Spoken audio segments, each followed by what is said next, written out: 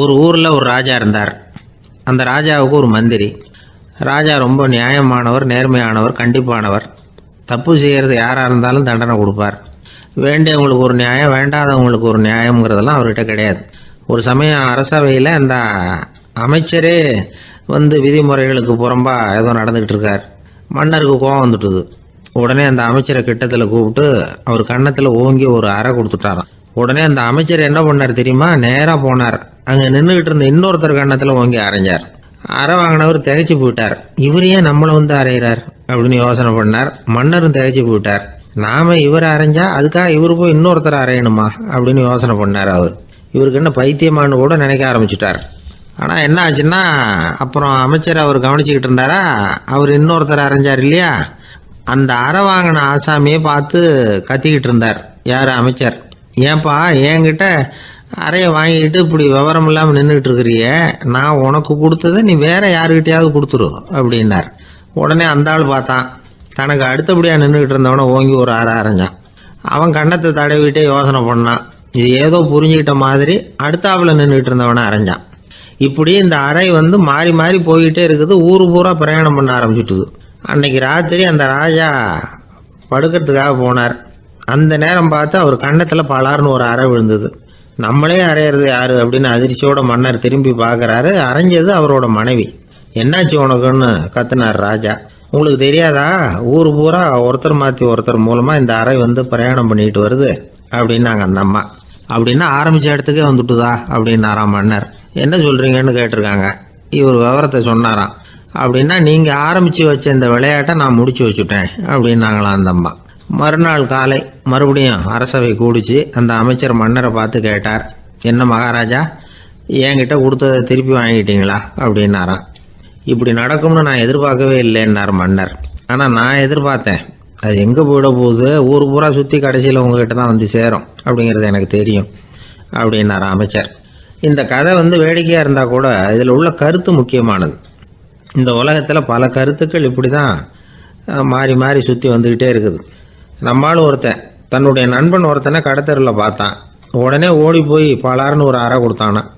அவன் கன்னத்தை தடவிட்டு ஏன்டா என்ன அரைஞ்சேன்னு கேட்டிருக்கான். நீ ஏன்டா என்ன முட்டாள்னு என் மனைவிட்ட போய் சொன்னேன் அப்படின்ட்டுருக்கான் அவன். உன்னை ஒரு முட்டாள்னு சொன்னதுக்காகவா நீ என்ன அரைஞ்ச அப்படின்னு கேட்டிருக்கான் இவன். டேய், நான் அதுக்காக அறையலப்பா, அது ஒரு பெரிய ரகசியம். நான் முட்டாளுங்கிறது அந்த ரகசியத்தை நீ ஏன் எங்கள் வீட்டில் போய் சொன்னேன், அதுக்காக தான் அரைஞ்சேன் அப்படின்னு நானும் அவன்.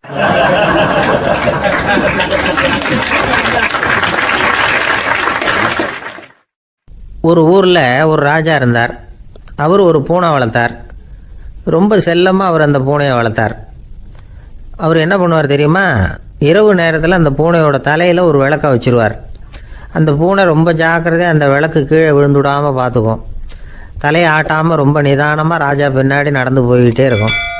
அந்த விளக்கு வெளிச்சத்தில் எல்லா வேலைகளையும் செஞ்சுருவார். கையில் ஒரு விளக்கை தனியாக எடுத்துகிட்டு போக வேண்டிய அவசியமே இல்லை. விளக்கை தூக்கிட்டு போகிற வேலையை அந்த பூனை பார்த்துக்கும். அதனால் ராஜாவுக்கு அந்த பூனை மேலே ரொம்ப பிரியம். மந்திரிகளையெல்லாம் கூப்பிட்டு அவங்கக்கிட்ட சொல்லுவார், பார்த்தீங்களா இந்த பூனை எவ்வளவு விசுவாசமாக நடக்குது, என் பேரில் எவ்வளவு மரியாதை பார்த்தீங்களா அதுக்கு அப்படிம்பார். இதை கேட்டுவிட்டு அங்கேருந்து அமைச்சர்களில் ஒருத்தர் சொன்னார், மன்னா நீங்கள் சொல்கிறது சரிதான், இருந்தாலும் இந்த பூனையோட விசுவாசத்தை நாம் கொஞ்சம் சோதித்து பார்க்க வேண்டியிருக்கு அப்படின்னாராம். சரி, உங்கள் ஆசையை ஏன் கெடுக்கணும், நல்லா சோதித்து பாருங்கள் அப்படின்னு சொல்லிவிட்டார் ராஜா. உடனே அந்த அமைச்சர் என்ன பண்ணார் தெரியுமா? எங்கேயோ புறப்பட்டு போனார். ஒரு 5-6 எலிகளை பிடிச்சிட்டு வந்தார். அரண்மனையில் ராஜா ஏதோ வேலை பார்த்துக்கிட்டு இருக்கிறாரு. பக்கத்தில் அந்த பூனை ரொம்ப பணிவாக நின்றுக்கிட்டு இருக்குது.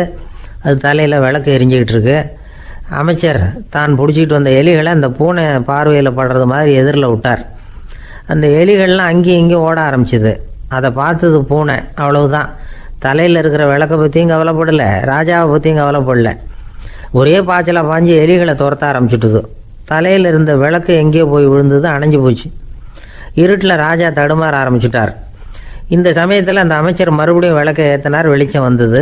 அதுக்கப்புறம் அந்த அமைச்சர் பேசினார், அரசே, பூனையோட விசுவாசத்தை பார்த்தீங்களா? எலி அது கண்ணில் படுற வரைக்கும் தான் விசுவாசமாக இருந்தது. அது மாதிரி எலியை பார்த்ததும் எல்லாத்தையும் விட்டுட்டு அதை துரத்த ஆரம்பிச்சுட்டுது பார்த்தீங்களா? தான் அந்த பூனையை பற்றி நினச்சது தப்புங்கிறது அதுக்கப்புறம் தான் அந்த ராஜாவுக்கு புரிஞ்சுதான். சரி, இப்போ எதுக்கு இந்த கதையெல்லாம் அப்படிங்கிறீங்களா? இந்த பூனை மாதிரி தான் நம்ம மனசும். மனசை எவ்வளவு தான் பயிற்சி கொடுத்து பக்குவமாக வச்சுருந்தாலும் பார்க்குறதுக்கு பரமசாது மாதிரி தான் இருக்கும். பார்க்க வேண்டியதை பார்த்துட்டுதுன்னா பாஞ்சிரும். இந்த பூனை மாதிரி புலன் இன்ப பொருள்கள் கிட்டாத வரைக்கும் மனம் அடங்கி இருக்கிறது மாதிரி தான் தெரியும். கொஞ்சம் வாய்ப்பு கிடைச்சாலும் அது குதிக்க ஆரம்பிச்சிடும், தப்பு பண்ண ஆரம்பிச்சிடும். பெரிய பெரிய முனிவர்கள் வாழ்க்கையில் நடந்த வீழ்ச்சி இதை தான் நிரூபிக்குது. புலன்களின் ஆற்றல் அதிகம், அதனால் மனக்கட்டுப்பாடு பயிற்சிகளில் ரொம்ப எச்சரிக்கையாக இருக்கணுங்கிறார் சுவாமி சிவானந்தர். மது பழக்கத்தையே விட்டுவிட்டேன்னு உறுதியாக இருப்பான். கடை கண்ணில் பட்டுவிட்டதுன்னா கால் அவனை கேட்காமலே இழுத்துக்கிட்டு உள்ளே போயிடும். இதுதான் மனசுங்கிறது. அதுதான் அந்த ராஜா வளர்த்த பூனை. நம்மால் ஒருத்தன் அந்த ராஜா பூனை தலையில் விளக்க வச்சது மாதிரி இவன் தன்னுடைய தலையிலேயே ஒரு விளக்கை ஏற்றி வச்சுக்கிட்டு என்னத்தையோ தேட ஆரம்பித்தான். தேடிக்கிட்டு இருக்கிறான். தலையை ஆட்டாமல் நிதானமாக நடந்து ரொம்ப நேரமாக தேடிட்டு இருக்கிறான். அந்த சமயம் அங்கே வந்த ஒருத்தர் என்னத்தை தேடுறீங்கன்னு கேட்டார். அதுதான் மறந்து போச்சு அப்படின்னு இழுத்தான். சரி, கொஞ்சம் இப்படி உட்காருங்க, ஞாபகம் வந்ததுன்னு தேட ஆரம்பிக்கலாம் அப்படின்னார் அவர். இவன் கொஞ்ச நேரம் உட்காந்து யோசித்தான். அப்புறம் திடீர்னு எழுந்திரிச்சான். ஞாபகம் வந்துட்டுதுன்னா. என்னன்னு கேட்டார். எங்கள் வீட்டில் இருந்த விளக்கை எங்கே வச்சேன்னு தெரியல, அதை தான் தேடிக்கிட்டு இருக்கிறேன், ஏற்றி வைக்கலாம்னு பார்க்குறேன் அப்படின்னா.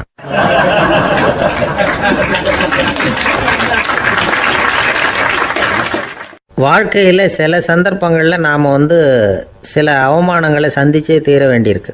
என்ன பண்ணுறது, காலம் அப்படி. அவமானப்படுறவங்க உடனே அடங்கி போயிடுறது தான் உலக வழக்கம். அவமானப்பட்டால் உடனே சீறி எழறவங்களும் உண்டு.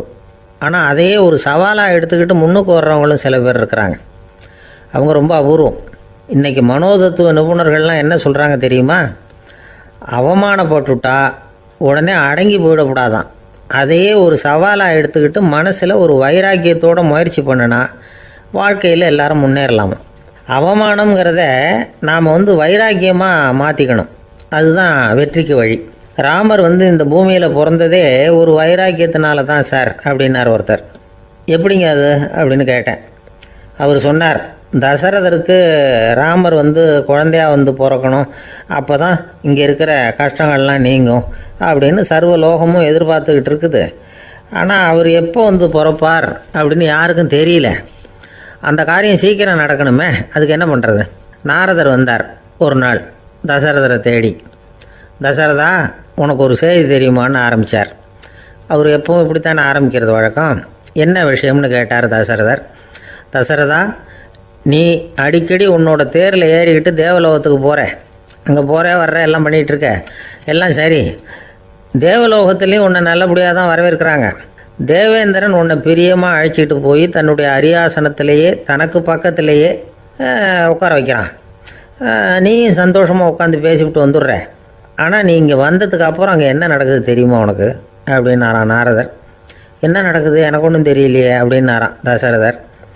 நாரதர்கிட்ட கிட்டத்தில் கேட்டிருக்கார், கொஞ்சம் சொல்லுங்கள் என்னது அப்படின்னு. அவர் நெருங்கி வந்தாராம் நாரதரும். மெதுவாக அவர் காதோட காதாக சொன்னாராம். அதாவது நம்ம பாஷையில் சொல்லப்போனால் பற்ற வைக்கிறார். நீ அங்கே தேவேந்திரங்கிட்ட உட்காந்து பேசிவிட்டு வந்த பிறகு நீ அங்கே உட்காந்துருந்த அரியாசனத்தை தண்ணி ஊற்றி கழுவி சுத்தப்படுத்துகிறாங்க. நீ என்ன அந்த அளவுக்கு சுத்தம் இல்லாத ஆளா, தினம் குளிக்காமையாக இருக்கிற அப்படின்னாராம்.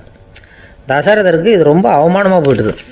அப்படியே செய்கிறாங்க அப்படின்னாராம். ஆமாம், நீ வேணும்னா நான் சொல்கிறது உண்மையா இல்லையா அப்படின்னு சோதனை பண்ணி பார்த்துக்கோ அப்படின்னாரான் நாரதர். உடனே தசரதர் இதுக்காகவே புறப்பட்டு தேவலோகம் போனார். அங்கே வழக்கம் போலவே இவரை கூப்பிட்டு உட்கார வச்சு பேசிக்கிட்டு இருந்தான் தேவேந்திரன். கொஞ்ச நேரம் பேசிக்கிட்டு இருந்துட்டு சரி நான் கிளம்புறேன்னு புறப்பட்டார். சரி, அவனும் வாசல் வரைக்கும் வழி அனுப்பி வச்சுட்டு உள்ளே போயிட்டான். தசரதர் வெளியில் கொஞ்சம் நேரம் மறைஞ்சி இருந்துட்டு மெதுவாக உள்ளே எட்டி பார்த்தார் என்ன நடக்குதுன்னு. நாரதர் சொன்னது உண்மைதான். தசரதர் உட்காந்துருந்த ஆசனத்தை அங்கே 2 தேவர்கள் கழுவி சுத்தப்படுத்திக்கிட்டு இருக்கிறாங்க. தசரதரால் இதை தாங்கிக்க முடியல. அவருக்கு ரொம்ப அவமானமாக போச்சு. நேராக கிடுகிடுன்னு தேவேந்திரங்கிட்டே போனார். நான் உட்காந்துருந்த இருக்கையே சுத்தம் பண்ணுறியே, நான் என்ன அந்த அளவுக்கு பாவியா அப்படின்னு கேட்டார். ரொம்ப கோபமாக கேட்டார். தசரதரே, மனுஷனுக்கு 3 கடன்கள் உண்டு. தேவ கடன், ரிஷி கடன், பித்ரு கடன். இதை தீர்க்காதவன் பாவியாகிறான். இதில் மகனை பெறுவதால் தான் பித்திருக்கடன் தீரும். உனக்கு மகன் கிடையாது, அதனால் நீ பாவியாகிற. பாவி உட்காந்துருந்த இடம்ங்கிறதுனால அதை சுத்தம் செய்ய வேண்டியது எங்கள் கடமை அப்படின்னு நானும் தேவேந்திரன். இந்த இடத்துல தசரதருக்கு ஏற்பட்ட அவமானம் ஒரு வைராக்கியமாக மாறிச்சு. தேவேந்திரனே கேட்டுக்கோ, ஒரு மகனை பெற்ற பிறகு தான் இந்த சபையில் மறுபடியும் அடி எடுத்து வைப்பேன் அப்படின்னு சொல்லிவிட்டு போயிட்டாராம். போய் புத்திர காமேஷ் யாகம் பண்ணார், புத்திரர்கள் பிறந்தார்கள். இந்த கதையில் உள்ள கருத்து என்னென்னா, தேவேந்திரன் தசரதரை அப்படி அவமானப்படுத்தலைன்னா அவருக்கு இப்படி ஒரு வைராக்கியம் பிறந்திருக்குமா? யோசித்து பார்க்கணும். நமக்கு ஏற்படுகிற சில அவமானங்களையும் வைராக்கியமாக மாற்றிக்குவோம். அப்படி மாற்றிக்கிட்டோம்னா வாழ்க்கையில் முன்னேறலாம். நம்ம ஆளுங்க சில பேர் அவமானத்தை வைராக்கியமாக மாற்றிக்கிறது எப்படி தெரியுமா? நம்மக்கிட்ட ஒரு பையன் சொன்னான், எங்கள் அப்பா என்னை எல்லாருக்கும் முன்னாடி வச்சு திட்டிவிட்டார், பொறுப்பு இல்லாமல் ஊர் சுற்றுறேன்னு சொல்லி அவமானப்படுத்தி விட்டார். இனிமேல் நீ என் முகத்திலேயே முழிக்காதரா போடான்னு வேற சொல்லிவிட்டார். எனக்கு ரோஷம் வந்துட்டுது. அந்த அவமானத்தை வைராக்கியமாக மாற்றிக்கிட்டேன். அன்னையிலேருந்து அவர் முகத்திலேயே முழிக்கிறது இல்லை அப்படின்னா. அப்படியான்னு கேட்டோம். ஆமாங்க, அவர் வீட்டில் இல்லாத நேரமாக பார்த்து உள்ளே சமையல் கட்டுக்கு போய் சாப்பிட்டுட்டு நைஸாக வெளியில் வந்துடுவேன் அப்படிங்கிறான் அவன்.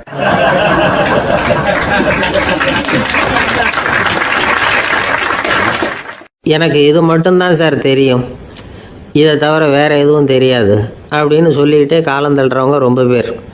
அவங்களெல்லாம் கஷ்டப்பட வேண்டியிருக்கும். ஒருத்தர் தன்னுடைய தொழிலில் ரொம்ப கெட்டிக்காரராக இருக்கலாம். அதுக்காக எப்பவும் அதே ஞாபகத்தில் இருந்துக்கிட்டு உலகியல் அறிவு இல்லாமல் இருந்துடக்கூடாது, அது ஆபத்து. இதுக்காக நம்ம தாத்தா பாட்டிலாம் ஒரு கதை சொல்லுவாங்களே, கேள்விப்பட்டிருக்கீங்களா? ஒரு சமயம் ஒரு 4 பேர் சேர்ந்து வெளியூருக்கு பிரயாணம் போனாங்களாம். அந்த 4 பேர் எப்படி தெரியுமா? ஒருத்தர் வேதாந்தி, இன்னொருத்தர் சங்கீத வித்வான், 3வது ஆள் வைத்தியர், 4வது ஆள் ஜோசியர். இவங்க 4 பேரும் நண்பர்கள். அதனால் சேர்ந்து புறப்பட்டாங்க. வழியில் ஒரு ஊரில் தங்கினாங்க. இருட்டி போச்சு. அதனால் இன்றைக்கி ராத்திரி இங்கேயே தங்கி இருந்துட்டு நாளைக்கு புறப்படலாம் அப்படின்னு தீர்மானம் பண்ணாங்க. சாப்பாட்டுக்கு என்ன பண்ணுறது? அங்கேயே கடத்தெருவுக்கு போய் சாமான்லாம் வாங்கியாந்து சமைச்சு சாப்பிட்லாம்னு முடிவு பண்ணாங்க. 4 பேர் இருக்கிறதுனால ஆளுக்கு ஒரு காரியமாக செய்யலாம் அப்படின்னு வேலையை பிரிச்சுக்கிட்டாங்க. வைத்தியர் கறிகாய் வாங்க போனார், வேதாந்தி எண்ணெய் வாங்க போனார், ஜோசியர் பலசரக்கு வாங்க போனார், சங்கீத வித்வானுக்கு சமைக்கிற வேலை. எல்லாம் சரி, ஆனால் நடந்தது என்ன தெரியுமா? கடைத்தெருவுக்கு காய்கறி வாங்க போனார்ல வைத்தியர், அங்கே போய் மார்க்கெட்டில் பார்த்தார். ஒவ்வொரு கறிகாயாக எடுத்து பார்த்தார். இது பித்தம், உடம்புக்கு ஒத்துக்காது, இது வாயு, உடம்புக்கு ஒத்துக்காது அப்படின்னு ஒவ்வொன்றா தள்ளினார். கடைசியில் ஒன்றுமே தேரல, வெறுங்கையோடு திரும்பி வந்துக்கிட்டு இருக்கிறார். எண்ணெய் வாங்க போனார் வேதாந்தி, அவர் ஒரு தொன்னையில் எண்ணெயை வாங்கினார். பேசாமல் அதை எடுத்துகிட்டு வர வேண்டியது தானே, முடியல. அவருடைய வேதாந்த மூளை சிந்திக்க ஆரம்பிச்சுட்டுது. இந்த தொன்னைக்கு எண்ணெய் ஆதாரமா அல்லது எண்ணெய்க்கு தொன்னை ஆதாரமா அப்படிங்கிற ஆராய்ச்சியில் இறங்கினார். என்னாச்சு தெரியுமா? அப்படி கவுத்து பார்த்தார். வாங்கின எண்ணெய் பூராவையும் வழியில் கொட்டிவிட்டு வெறும் தொண்டையோடு சேர்ந்தார். பலசரக்கு வாங்க போனார் ஜோசியர், அவர் ஒரு வழியில் பார்த்தாரு. வழியில் வந்தவங்களெல்லாம் அங்கங்கே ஒரு மரத்தடியில் உட்கார வச்சு அவங்களுக்கெல்லாம் ஆர்வம் சொல்ல ஆரம்பிச்சிட்டார். அப்படி ஒவ்வொருத்தராக சொல்லி முடிச்சுட்டு கடத்தருக்கு போய் சேர்ந்தார். இவர் அங்கே போய் சேர்றதுக்குள்ளே ரொம்ப நேரம் ஆகிட்டுது. கடையெல்லாம் பூட்டி விட்டு போயிட்டாங்க. என்ன செய்கிறது? அவரும் வெறுங்கையோடு திரும்பி சேர்ந்தார். சரி, இவங்க கதை தான் இப்படி ஆச்சு. அங்கே சமைக்கிறதுக்காக உட்காந்துருந்தார் சங்கீத வித்வான், அவர் கதை என்னாச்சு தெரியுமா? அங்கே அவர் அடுப்பை பற்ற வச்சு ஒலையை கொதிக்க வச்சார். அதாவது ஒரு பானையில் தண்ணியை ஊற்றி அடுப்பில் வச்சார். அது கொதிக்க ஆரம்பிச்சிது. தண்ணி கொதிக்கிற சத்தம் இருக்குதுல்ல, அது இவருக்கு தாளம் போடுறது மாதிரி இருந்தது. ஒரே குஷி, பாட ஆரம்பிச்சிட்டார். பாடிக்கிட்டே உற்சாகமாக கையில் இருந்த கரண்டியால் அந்த பானையில் தட்டினார், தாளம் போடுறதா நினச்சிக்கிட்டு. அவ்வளவுதான், பானை பட்டுன்னு உடஞ்சி போச்சு. தலையில் கையை வச்சுக்கிட்டு அவரும் உட்காந்துட்டார். எந்த தொழில் தெரிஞ்சாலும் சரி, அதை புத்திசாலித்தனமாக பயன்படுத்த தெரியலன்னா ஆபத்து தான். அதுக்காக தான் இந்த கதை. ஒரு பஸ்ஸு டிரைவர் ரொம்ப கெட்டிக்காரர். பஸ்ஸை ரொம்ப திறமையாக ஆபத்து இல்லாமல் ஓட்டினதுக்காக பரிசுலாம் வாங்கினவர். அவரே ஒரு படகு ஓட்டுறதுக்காக அழைச்சிட்டு போயிருக்கிறாங்க, மோட்டார் படகு. அதையும் ரொம்ப திறமையாக தான் ஓட்டிகிட்டு போயிருக்கிறாரு. நடுக்கடலில் போனதும் படகு நின்று போச்சு. மோட்டாரில் ஏதோ கோளாறு. என்ன செய்யலாம் அப்படின்னு அந்த டிரைவரை கேட்டிருக்கிறாங்க படகுல இருந்தவங்கெல்லாம். அப்போ அவர் சொன்னாராம், கவலைப்படாதீங்க, ஒன்றும் பிரச்சனை இல்லை, எல்லாரும் கொஞ்சம் கீழே இறங்கி பின்னாடி தள்ளுங்க, மோட்டார் ஸ்டார்ட் ஆகிடும் அப்படின்னாராம்.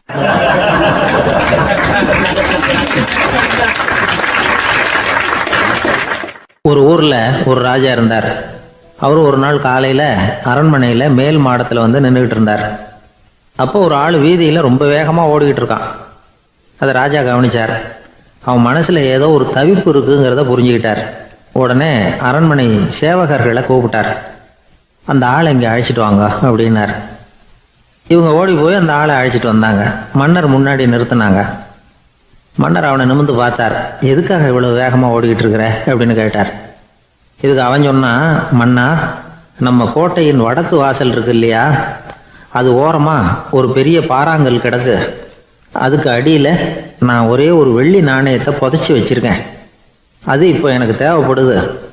என்னுடைய மனைவிக்கு ஒரு பரிசு வாங்கி கொடுக்க வேண்டியிருக்கு. அதுக்காக தான் அவசரமாக ஓடிக்கிட்டு இருக்கிறேன் அப்படின்னா.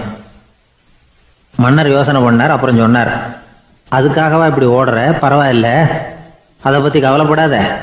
நான் உனக்கு 10 வெள்ளி காசுகள் தர்றேன், வாங்கிட்டு திரும்பி போ அப்படின்னார். இவன் தலையை சொரிஞ்சான். மன்னா, நீங்கள் கொடுக்கறத ரொம்பவும் மகிழ்ச்சியோடு வாங்கிக்கிறேன். இருந்தாலும் அதுக்கப்புறம் அந்த வடக்கு வாசலுக்கு போய் அங்கே இருக்கிற ஒரு நாணயத்தையும் எடுத்துக்கிட்டு போயிடுறேனே அப்படின்னானா. இதை பாருப்பா, அந்த ஒரு நாணயத்தை மறந்துடு, உனக்கு 100 வெள்ளி நாணயங்கள் தரேன் இருக்கார். மன்னா, ரொம்ப மகிழ்ச்சி, உங்கள் மாதிரி தாராள குணம் வேற யாருக்கும் வராது. நீங்கள் கொடுக்குற 100 நாணயங்களையும் வாங்கிக்கிறேன். இருந்தாலும் வடக்கு வாசலுக்கு போய் அதையும் எடுத்துக்கிட்டா 101 ஆகிடுமே அப்படின்னானா. இதை பாருப்பா, அந்த ஒரு நாணயத்தை மறந்துடு, அது எக்கேடாவது கெட்டு போகட்டும். நான் உனக்கு 100 பொற்காசுகள் தரேன், அதையாவது வாங்கிட்டு வந்த வழியிலேயே திரும்பி போடுன்னாரான். தங்க நாணயங்களே தரேன்னு சொல்கிறீங்க, தாராளமாக வாங்கிக்கிறேன். இருந்தாலும் வடக்கு வாசலுக்கு போய் அப்படின்னு மறுபடியும் ஆரம்பித்தான். அரசர் வந்து பொறுமை இழந்துட்டார். கடைசியாக ஒரு முடிவுக்கு வந்துட்டார். இதை பாருப்பா, உனக்கு என்னுடைய ராஜ்யத்திலேயே பாதியை கொடுத்துட்றேன், அப்படியாவது திருப்தியாக திரும்பி போ அப்படின்னாராம். மன்னா, உங்களுடைய பெருந்தன்மைக்கு ஈடு இணையே கிடையாது. தேசத்திலேயே பாதி பிரித்து கொடுக்குறேன்னு சொல்கிறீங்க, அதனால் உங்ககிட்ட ஒரு சின்ன வேண்டுகோள் அப்படின்னானா. சொல்லுன்னாராம் மன்னர் ஆர்வமாக. இவன் மெதுவாக ஆரம்பித்தான். அப்படி இந்த ராஜ்யத்தை 2ஆக பிரிக்கிறப்போ அந்த வடக்கு வாசல் இருக்கிற பக்கத்தை என்கிட்டயே கொடுத்துருங்கோ அப்படின்னானா. மன்னர் அசந்து போயிட்டார். இந்த கதை எதுக்காகன்னு கேட்டால், மனம்ங்கிறது ஒரு குரங்குங்கிறத புரிஞ்சுக்கிறதுக்காகத்தான். உன்னை பிடிச்சிக்கிட்டா லேசில் விடாது. அப்படிப்பட்ட மனசை அறிவு தான் வழி நடத்தணும். அதில் தான் வாழ்க்கையின் வெற்றி அடங்கியிருக்குது. ஒரு சின்ன பையன் தெருவில் அழுதுகிட்டு இருந்தான். ஏன்பா அழுவுறேன்னு ஒரு பெரியவர் கேட்டார். 1 ரூபா காசை இங்கே தொலைச்சுட்டேன் அப்படின்னா. சரி, அதுக்காக அழாத, அதுக்கு பதிலாக 10 ரூபா தரேன், இந்தா வச்சுக்கோன்னு கொடுத்தாரு. அந்த 10 ரூபாயை வாங்கி சட்டப்பையில் போட்டுக்கிட்டு அதை விட அதிகமாக சத்தம் போட்டு அழ ஆரம்பிச்சுட்டான். மறுபடியும் ஏன்டா அழறேன்னு கேட்டார் பெரியவர். அந்த 1 ரூபாயும் கிடச்சிட்டுதுன்னா இப்போ என்கிட்ட 11 ரூபா இருக்குமே, இப்போ 10 ரூபா தானே இருக்குது அப்படின்னு சொல்லிவிட்டு அழறான்.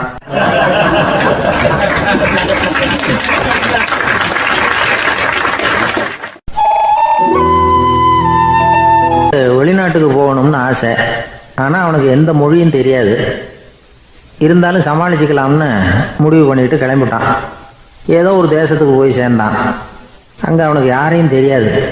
அவங்க என்ன மொழியில் பேசிக்கிறாங்க அப்படிங்கிறது கூட புரியல. என்ன பண்ணுறதுன்னு யோசனை பண்ணிட்டு ஒரு இடத்துல நின்றுக்கிட்டு இருக்கிறான். எதிர ஒரு பெரிய கட்டடம், நிறைய பேர் உள்ளே போயிட்டு இருக்கிறாங்க. இவனும் அவங்க பின்னாடியே உள்ளே போனான். ஒரு பெரிய அறை, அலங்காரம்லாம் பண்ணி வச்சிருக்கிறாங்க. நிறைய பேர் சாப்பிட்றதுக்காக உட்காந்துருக்குறாங்க. இவனுக்கு நல்ல பசி, அதனால் இவனும் உட்காந்தான். சாப்பாடு போட்டாங்க, சாப்பிட்டான். அன்பான உபசரிப்பு. இவன் மனசு உள்ள நினச்சிக்கிட்டான், இது ஏதோ அரசருடைய அரண்மனை மாதிரி தெரியுது, இன்னைக்கு ஏதோ விருந்து நடக்குது, நல்ல வேளை நம்ம பசியும் தீர்ந்தது அப்படின்னு நினச்சிக்கிட்டே நிமிர்ந்து பார்க்குறான். சாப்பாடு பரிமாறினவன் எதிரில் ரொம்ப பணிவோட முதுகை வளைச்சி வணக்கம் தெரிவித்தான். இவனும் எழுந்திரிச்சு நின்று முதுகை வளைச்சி வணக்கம் தெரிவித்தான். ரொம்ப நன்றின்னா. அவன் ஒரு சீட்டை இவன் கையில் கொடுத்தான். இவன் அதை வாங்கி பார்க்குறான். என்ன எழுதியிருக்குன்னு ஒன்றும் புரியல. சரி, இந்த நாட்டில் தங்களுடைய நன்றியை சீட்டில் எழுதி தான் கொடுப்பாங்க போல இருக்கு அப்படின்னு நினச்சிக்கிட்டு மறுபடியும் நன்றின்னா. ஆனால் அவன் காசை கொடுங்கன்னா. ஏன்னா அது ஒரு ஹோட்டல், இவன் சாப்பிட்டதுக்கான பில் அது. இவன் அதை புரிஞ்சிக்கவே இல்லை. நன்றின்னு அந்த சீட்டில் எழுதி கொடுக்குறாங்க போல இருக்கு அப்படின்னு நினச்சிக்கிட்டு அதை வாங்கி சட்டை பையில் பத்திரமா வச்சுக்கிட்டு பரவாயில்லைங்க ரொம்ப மகிழ்ச்சின்னா.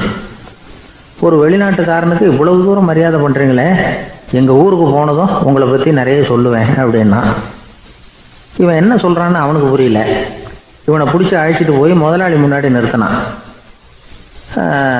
நாம் சொன்னதில் இவனுக்கு ரொம்ப பெருமையாக இருக்கணும் போல இருக்கு, அதுதான் பெரிய இடத்துக்கு அழைச்சிட்டு வந்திருக்கிறான் அப்படின்னு இவன் நினச்சிக்கிறான்.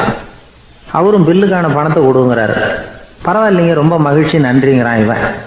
அவரு பார்த்தார், இவனை நீதிமன்றத்துக்கு அனுப்பி வச்சுட்டார். இவன் என்ன நினச்சிக்கிட்டான், நம்மளை இந்த ஊர் ராஜா முன்னாடியே அழைச்சிக்கிட்டு வந்து நிறுத்தி இருக்கிறாங்க போல இருக்கு, என்ன ஒரு பெருந்தன்மை அப்படின்னு நினச்சிக்கிறான். நீதிபதி சொன்னார், சாப்பிட்டதுக்கான பணத்தை கொடுத்துரு, இல்லைன்னா அதுக்கான தண்டனையை அனுபவிக்க வேண்டியிருக்கும்னார். ராஜாவே நமக்கு நன்றி சொல்கிறாரு போல இருக்கு அப்படின்னு நினச்சிக்கிறான் இவன். என் மகிழ்ச்சிக்கு எல்லையே இல்லைங்க அப்படின்னா. அவர் பார்த்தார், இவனுக்கு தண்டனை கொடுக்க வேண்டியது தான் அப்படின்னு முடிவு பண்ணார். உடனே தீர்ப்பு எழுதினார். இவனை கழுதையில் பின்புறமாக உட்கார வைங்க, இவன் ஒரு மோசடிக்காரன் அப்படின்னு ஒரு போர்டு எழுதி அவன் கழுத்தில் மாட்டுங்க, அப்புறம் அந்த கழுதையை ஊர் பூரா விரட்டுங்க அப்படின்னார். இவனுக்கு தான் மொழி புரியலையே, ஏதோ நடக்குது அப்படிங்கிறது மட்டும் புரியுது. எல்லாரும் சேர்ந்து இவனை ஒரு கழுதை மேலே உட்கார வச்சாங்க. ஓஹோ, நம்மளை பாராட்டி ஒரு ஊர்வலம் நடத்துகிறாங்க போல இருக்கு அப்படின்னு நினச்சிக்கிறான் இவன்.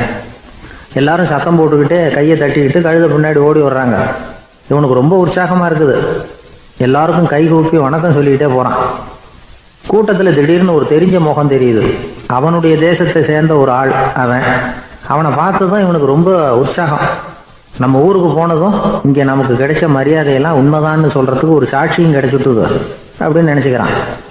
அவனை பார்த்து கத்தனான், நல்லா பார்த்துக்க, இந்த ஊர் மக்கள் எனக்கு எப்படிப்பட்ட வரவேற்பு கொடுக்குறாங்கங்கிறத நல்லா கவனிச்சுக்கோ அப்படிங்கிறான். அவனுக்கு அவமானமாக போட்டுது. தலையை குனிஞ்சுக்கிட்டே நழுவி போயிட்டான். இவன் பார்த்தான், அவன் தலை தெரியல. ஆகா, அவனுக்கு நம்ம மேலே பொறாமை போல இருக்கு, அதனால தான் காணாமல் போயிட்டான் அப்படின்னு நினச்சிக்கிறான். இப்படி ஒரு வேடிக்கை கதையை பெரியவங்க சொல்கிறது உண்டு. கதை வேடிக்கையாக இருந்தாலும் இதில் உள்ள கருத்து என்ன தெரியுமா? அந்த கழுதை மேலே உட்காந்துருக்கிறானே, அது மாதிரி தான் நாமளும் அகங்காரங்கிற கழுதை மேலே உட்காந்துக்கிட்டு இருக்கோமா. நாமளும் கிட்டத்தட்ட அதே மாதிரி பிரம்மையில் தான் இருக்கிறோமா. என்ன நடக்குதுங்கிறதே புரியறதில்லை. அகங்காரத்தில் பேசுகிறவனுக்கும் சித்த சுவாதீனம் இல்லாமல் பேசுகிறவனுக்கும் அதிக வித்தியாசம் இருக்கிறதில்ல. அது மாதிரி ஒருத்தன் தன்னுடைய வீட்டை சுற்றி சேற்றை வாரி அரைச்சிக்கிட்டு இருந்தானா. அந்த வழியாக வந்த ஒரு பெரியவர் அதை பார்த்துருக்கார். என்னப்பா பண்ணிகிட்டு இருக்கிற அப்படின்னு கேட்டாரான். கழுதைகளை விரட்டிக்கிட்டு இருக்கிறேன் அப்படின்னானா. இங்கே கழுதைகளே காணுமே அப்படின்னாரான் அவர். அதுதான் ஏற்கனவே விரட்டி விட்டனே அப்படின்னானா இவன்.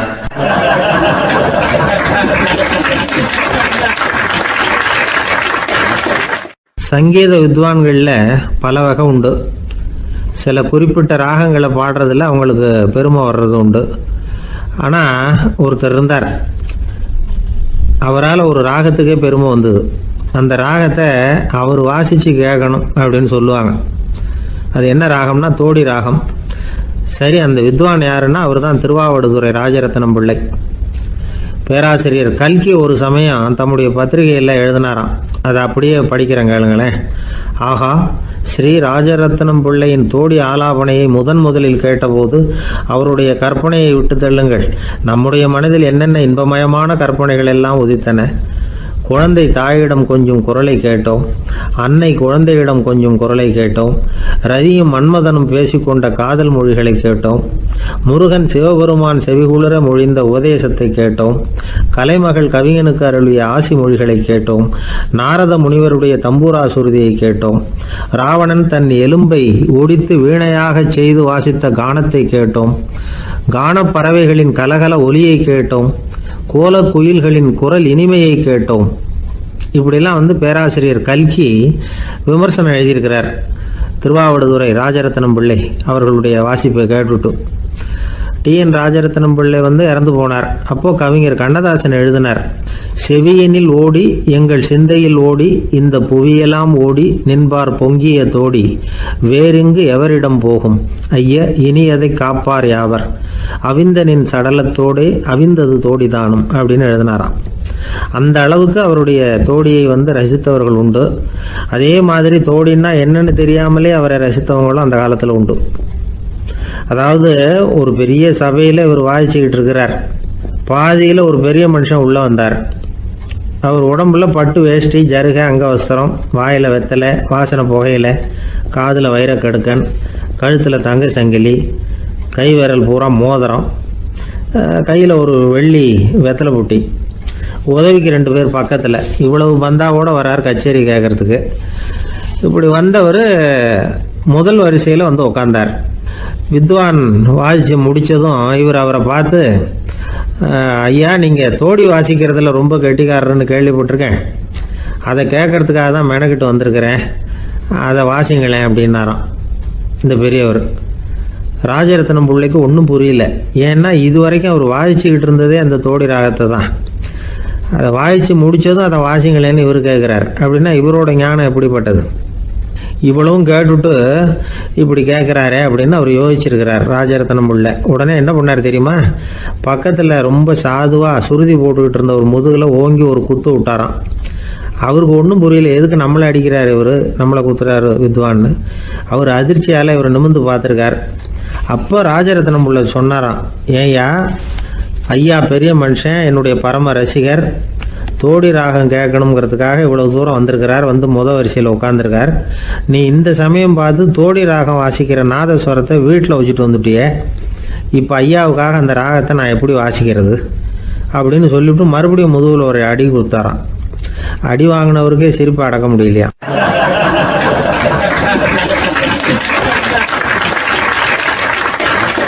இமயமலை அடிவாரத்தில் ஒரு மடம். அங்கே ஒரு சன்னியாசி இருந்தார். அவர்கிட்ட ஒருத்தர் வந்தார். சுவாமி, ஆசையை உதற நினைக்கிறேன், முடியல, ஒட்டிக்கிட்டே வருது அப்படின்னாராம். இப்படி உட்கார ஒரு கதை சொல்கிறேன் அப்படின்னு சொல்லி அவர் சொல்ல ஆரம்பித்தாராம். அவர் சொன்ன கதை என்னென்னா, ஒரு ஊரில் ஒரு ஆள் இருந்தான். அவன் பேர் குப்புசாமி. அவன்கிட்ட எப்பவும் ஒரு பழைய தொப்பி இருக்கும், விடவே மாட்டான். அதனால் அவனை எல்லோரும் தொப்பி சாமி அப்படின்னு தான் கூப்பிடுறது வழக்கம். ஒரு புது தொப்பி வாங்கிக்கப்படாதாப்பா அப்படின்னு நண்பர்கள்லாம் சொல்லி பார்த்தாங்க. பணத்துக்கு எங்கே போவேன் அப்படின்னு விட்டானான். பணம் வச்சுருக்கான், செலவு பண்ண மனசு வரல, மகா கஞ்சன். பழைய பாட்டில்கள்லாம் வாங்கி விற்றுக்கிட்டு இருந்தான். அப்படி ஒரு தடவை பழைய கண்ணாடி சாமான்களை ஏலத்தில் எடுத்தப்போ அதில் ஒரு அருமையான சென்ட்டு பாட்டில் கிடச்சிது. உடனே ஒரு ஐடியா பண்ணான். அந்த சென்ட்டை சின்ன சின்ன பாட்டில்களில் அடைச்சி ஜன்னல் ஓரமாக அடுக்கி வச்சுட்டான். அதை விற்றா நிறைய பணம் கிடைக்குமே, அதனால். இதுக்கு இடையில் ஒரு நாள் அவன் அப்படியே உட்காந்துருந்தான். அந்த நேரம் நண்பன் வந்தான். ஏண்டா, உன் பழைய தொப்பியை மாற்றப்படாதா, ஊரில் எல்லோரும் கேலி பேசுகிறாங்களே ஒன்று தொப்பி சாமின்னு அப்படின்னு சொல்லி கேட்டிருக்கான். இந்த சென்ட்டு பாட்டில் விற்றதும் பணம் வரும், அதுக்கப்புறம் பார்க்கலாம் அப்படின்னு நானா இவன். சரி வா, நீச்சல் குளத்துக்கு போயிட்டு வருவோம் அப்படின்னு கூப்பிட்ருக்கான் நண்பன். 2 பேரும் போனாங்க. அதே நேரம் அந்த ஊர் நீதிபதியும் அங்கே குளிக்க வந்தாராம். அவர்கிட்ட இருந்தது விலை வசந்த ஒரு புது தொப்பி. அதை அங்கே இருந்த ஸ்டாண்டில் மாட்டிவிட்டு குளிக்க போனார். இதுக்கிடையில் குப்புசாமி குளிச்சுட்டு வந்தான். அவனுடைய பழைய தொப்பியை காணலை. அந்த புது தொப்பியை பார்த்தா இது நண்பனுடைய வேலை தான் அப்படிங்கிறதாக புரிஞ்சுக்கிட்டு அதை எடுத்து மாட்டிகிட்டு வந்துட்டான். நீதிபதி குளிச்சுட்டு வந்து பார்க்குறாரு, தொப்பியை காணும். போலீஸில் புகார் கொடுத்தார். அவங்க தேடினாங்க. ஒரு மூலையில் பழைய தொப்பி கிடச்சிது. அடடா, இது நம்ம குப்புசாமியோட தொப்பி இல்லையா அப்படின்னு நானா ஒருத்தன். உடனே அவன் வீட்டுக்கு தேடிட்டு போயிருக்காங்க. அங்கே போய் பார்த்தா புது தொப்பி அங்கே இருக்குது. உடனே அவனுக்கு 1000 ரூபா அபராதம் போட்டாங்களாம். அவன் பணத்தை கட்டிவிட்டு ரொம்ப எரிச்சலோடு வீட்டுக்கு வந்தான். பழைய தொப்பி கண்ணில் பட்டது. மறுபடியும் உன்னால் தானே எனக்கு 1000 ரூபா நஷ்டம் அப்படின்னு சொல்லி அதை எடுத்துக்கிட்டு அப்படி போயிருக்கான். அந்த ஊர் குளத்தில் வீசி எரிஞ்சிட்டு வந்துட்டான். அது மீன் பிடிக்கிற ஒருத்தன் கையில் சிக்கிச்சு.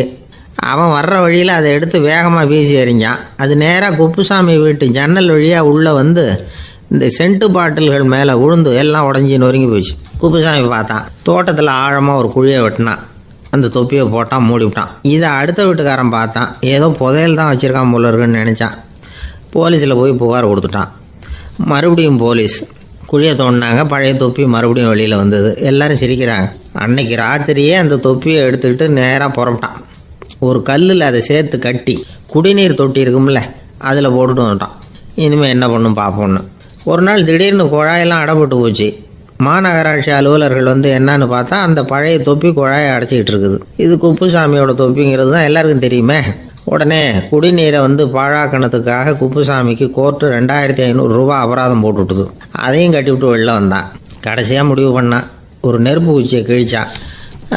தொப்பியை கொளுத்தினான். எரிஞ்சுது. எடுத்து வெளில எரிஞ்சான்.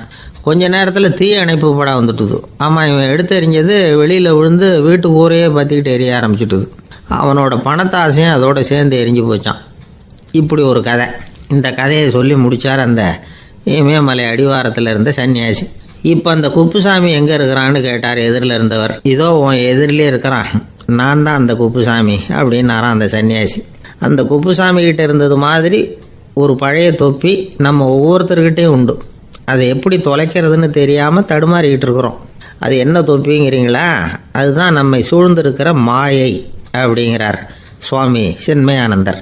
மெய்ஞானம் கிடைக்கிறப்போ மாயை எரிஞ்சு போகும் அப்படிங்கிறது அவருடைய கருத்து.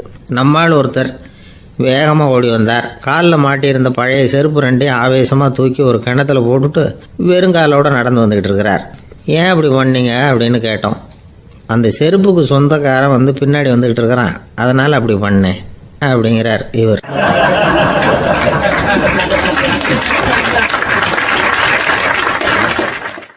ஒரு கடைக்கு போனேன்.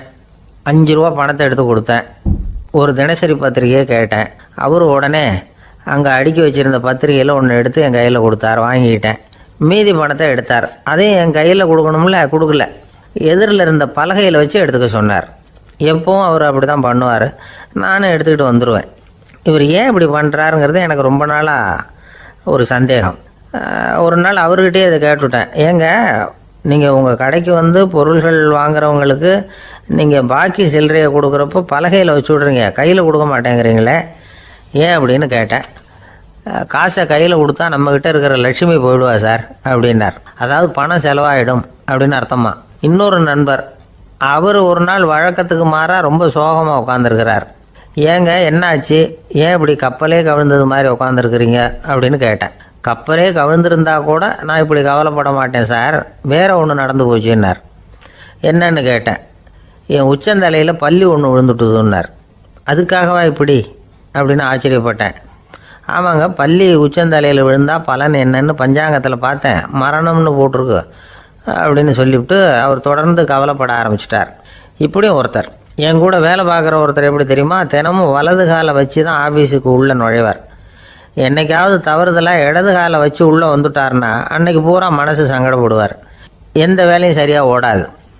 கேரம் போர்டு ஆடுற ஒருத்தர் எப்போ ஆட உட்காந்தாலும் ஸ்ட்ரைக்கரை கை தவறி கீழே விழுற மாதிரி பண்ணி அதுக்கப்புறம் அதை எடுத்துக்கிட்டு ஆட உட்காருவார். ஏன்னா எப்போவும் ஒரு தடவை நிஜமாகவே அது கை தவறி கீழே விழுந்திருக்குது. அன்னைக்கு பிரமாதமாக ஜெயிச்சுட்டார். உடனே ஒரு முடிவுக்கு வந்துட்டார், கை தவறுனா லாபம் அப்படின்னு. அதுக்கப்புறம் அதையே பழக்கமாக்கிக்கிட்டார். பூனை குறுக்க போனால் சகனம் சரியில்லைன்னு நினைக்கிறவங்க உண்டு. ஆனால் ஒருத்தர் எப்படி தெரியுமா, அவர் வெளியில் கிளம்புற சமயம் பக்கத்து வீட்டு ரேடியோவில் மியாவ் மியாவ் பூனை குட்டின்னு பாட்டு சத்தம் கேட்டால் கூட போதும், சகனம் சரியில்லைன்னு பிரயாணத்தை கேன்சல் பண்ணிவிடுவார். இப்போ இவ்வளவும் எதுக்கு சொல்கிறோம்னா, அளவுக்கு மீறின சகுன நம்பிக்கைகள் இருக்குது பாருங்கள், இதோட பயமும் சேர்ந்துக்கிட்டதுன்னு வச்சுக்கோங்க, இது ஒருத்தருடைய மனநிலையை பாதிச்சிடும். இது உளவியல் நிபுணர்கள் சொல்கிற கருத்து. வாழ்க்கையே தடுமாற வச்சிரும். பாதுகாப்பு இல்லாத உணர்வு, ஒரு விதமான டிப்ரெஷன் மனநிலை, இதெல்லாம் தான் இதுக்கு காரணமாக அமையலாம். சில பேர் காய்கறி நறுக்க கத்தியை கையில் எடுத்தால் கூட நேரம் சரியாக இருக்கா அப்படின்னு பார்த்துட்டு தான் வேலையை ஆரம்பிக்கிறது வழக்கம். அறிவு தான் மனசுக்கு வாத்தியாராக இருக்கணும். அப்போ தான் வாழ்க்கை நிம்மதியாக இருக்கும். அறிவு மனசு சொல்கிறபடியெல்லாம் கேட்க ஆரம்பிச்சுட்டுதுன்னா இடைஞ்சல் தான். ஒருத்தருக்கு 7ஆம் நம்பர் தான் ராசியான நம்பரான். 7ஆம் தேதி தான் எந்த காரியத்தையும் ஆரம்பிப்பாராம். 7 எழுத்து வர்றது மாதிரி பேரை மாற்றி வச்சுக்கிட்டார். 7 மணிக்கு தான் தினமும் எழுந்திருப்பார். 7ஆம் நம்பர் வீட்டில் தான் குடியிருக்கார். கல்யாணம் கூட 7ஆம் தேதி தான் பண்ணிக்கிட்டார். அவர் ஒரு நாள் குதிரை பந்தயத்துக்கு போனாராம். குதிரையோட பேரையெல்லாம் பார்த்தார். ஒரு குதிரையோட பேர் 7 எழுத்தில் அமைஞ்சிருந்தது. 7 தானே இவருக்கு அதிர்ஷ்ட நம்பர். அதனால் உடனே அது பேரில் பணத்தை கட்டினார். பந்தயம் நடந்தது. என்ன சார் ஆச்சுன்னு கேட்டாங்க. நான் பணம் கட்டின அந்த என்னோட குதிரை 7ஆவதாக சேர்ந்தது சார் அப்படின்னாராம் சோகமாக.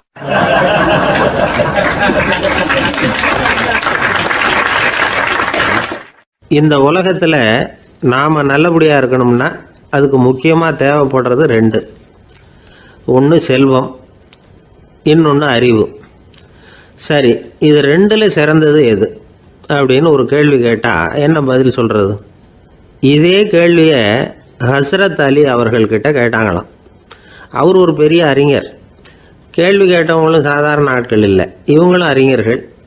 ஒரு நாள் ஹஸ்ரத் அலி அவர்கள்கிட்ட 10 அறிஞர்கள் வந்தாங்களாம். ஐயா, நாங்கள் 10 பேரும் உங்ககிட்ட ஒரே கேள்வியை தான் கேட்க வந்திருக்கிறோம், ஆனால் எங்கள் 10 பேருக்கும் நீங்கள் தனித்தனியாக பதில் சொல்ல முடியுமா அப்படின்னு கேட்டிருக்காங்க. அதாவது அவங்க ஒரே கேள்விக்கு இவர்கிட்ட இருந்து 10 விதமான பதில் எதிர்பார்க்குறாங்க. சரி கேளுங்க, என்ன கேள்வி அப்படின்னார் அவர். அப்போ தான் அவங்க கேட்டாங்களாம், செல்வம் அறிவு இது ரெண்டில் சிறந்தது எது? இதுதான் கேள்வி. ஹஸ்ரத் அலி என்ன பண்ணார் தெரியுமா? அவங்கள ஒவ்வொருத்தராக கூப்பிட்டார், ஒவ்வொரு விதமான பதிலை சொல்லி அனுப்புனார். முதல்ல ஒருத்தரை கூப்பிட்டார், சொன்னார், அறிவுங்கிறது தீர்க்கதரிசிகள், ஞானிகள், மகான்கள் இவங்களோட பரம்பரை சொத்து. ஆனால் செல்வம்ங்கிறது கொடுங்கோலரின் ஆயுதம், அதனால் அறிவு தான் சிறந்தது அப்படின்னார். 2வது ஆளை கூப்பிட்டார், உங்ககிட்ட செல்வம் இருந்தால் நீங்கள் தான் அதை காப்பாற்றணும், ஆனால் அறிவு உங்களை எப்பவும் காப்பாற்றும், ஆகவே அறிவு தான் சிறந்தது அப்படின்னார். 3வது ஆளை கூப்பிட்டார், செல்வந்தனுக்கு எப்போதும் விரோதிகள் அதிகம், ஆனால் அறிஞனுக்கு நண்பர்கள் அதிகம், அதனால் அறிவு தான் சிறந்ததுன்னார். அடுத்தவரை கூப்பிட்டார், செல்வம் அடுத்தவங்களுக்கு கொடுக்க கொடுக்க குறையும், ஆனால் கல்விங்கிறது அதிகரிச்சுக்கிட்டே வரும், கொடுக்கறதுனால குறையாது, அதனால் அறிவு தான் சிறந்ததுன்னார். இன்னொருத்தரை கூப்பிட்டார், அறிவுள்ளவன் எப்பவும் அதை அடுத்தவங்களுக்கு வாரி வழங்கிக்கிட்டே இருப்பான், அதனால் அவங்ககிட்ட தாராளத்தன்மை இருக்கும், ஆனால் செல்வந்தன்கிட்ட கஞ்சத்தனம் தான் இருக்கும், அதனால் அறிவு தான் சிறந்ததுன்னார். 6வது நபரை கூப்பிட்டார், செல்வத்தை கள்வர்கள் திருடிட்டு போக முடியும், ஆனால் அறிவை அப்படி திருடிட்டு போக முடியாது அப்படின்னார். 7வது நபரை கூப்பிட்டார், செல்வம் கால ஓட்டத்தில் அழிஞ்சிரும், ஆனால் அறிவை கால ஓட்டம் ஒன்றும் பண்ண முடியாது, ஆகவே அறிவே சிறந்ததுன்னார். 8வது ஆளை கூப்பிட்டு சொன்னார், செல்வத்துக்கு எப்பவும் எல்லை உண்டு, நிறை உண்டு, அளவு உண்டு, கணக்கு உண்டு, ஆனால் அறிவுக்கு அப்படிப்பட்ட எல்லை எதுவும் கிடையாது, அதனால் அதுதான் சிறந்ததுன்னார். அடுத்தவனை கூப்பிட்டார், செல்வம் உள்ளத்தில் உள்ள ஒளியை போக்கிவிடும், இருட்டை உண்டாக்கிவிடும், விரிந்த மனப்பான்மையை குறுகலாக்கிவிடும், ஆனால் அறிவு அப்படி இல்லை, இருண்ட உள்ளத்தில் ஒளியை பாய்ச்சி அதை விசாலப்படுத்துது, அதுதான் சிறந்ததுன்னார். கடைசியாக 10வது நபரை கூப்பிட்டார், செல்வம் மனசில் செருக்கை உண்டாக்குது, ஆணவத்தை ஏற்படுத்துது, அதனால் நானே கடவுள்னு நினைக்கிற அளவுக்கு மனுஷனை தாழ்த்தி விடுது, ஆனால் அறிவு பணிவையும் பண்பாட்டையும் வளர்க்குது, அதனால் அறிவு தான் சிறந்ததுன்னார். ஆக இப்படி 10 பேருக்கும் 10 விதமாக பதில் சொன்னது மூலமாக ஹஸ்ரத் அலி அவர்கள் அறிவு தான் செல்வத்தை விட சிறந்தது அப்படிங்கிறதுக்கு 10 காரணங்களை சுட்டி காட்டியிருக்கார். அந்த அறிஞர் 10 பேர் கேட்ட ஒரே கேள்விக்கு 10 பதில் சொன்னார். நமக்கு வேண்டிய ஒருத்தர் 10 பேர் கேட்ட கேள்விக்கு ஒரே பதில் சொல்லி சமாளித்தார். கேள்வி என்ன தெரியுமா? என்கிட்ட வாங்கின கடனை எப்போயா திருப்பி கொடுக்க போகிற? இதுதான் அந்த 10 பேரும் கேட்ட ஒரே கேள்வி. இந்த மாதம் 26ஆம் தேதி தந்துடுறேன் அப்படிங்கிற ஒரே பதில் சொல்லி அவ்வளவு பேரையும் இவர் அனுப்பி வச்சுட்டாராம். எல்லாரும் போனதுக்கப்புறம் இவரை தனியாக கூப்பிட்டு கேட்டிருக்கிறாங்க, அது என்ன சார் கணக்கு 26ஆம் தேதி அன்னைக்கு என்ன அதிசயம் நடக்க போகுது அப்படின்னு கேட்டிருக்காங்க. அதிசயம் அன்னைக்கு இல்லை, அதுக்கு நாளே நடக்க போகுதுன்னாராம். விவரமாக சொல்லுங்கன்னு இருக்காங்க. வேற ஒன்றும் இல்லைங்க, 26ஆம் தேதி தானே எல்லாரையும் வர சொல்லியிருக்கிறேன், அதுக்கு நாளே நான் புறப்பட்டு தலைமறைவாயிட போகிறேன் அப்படின்னாராம் ரொம்ப பெருமையாக.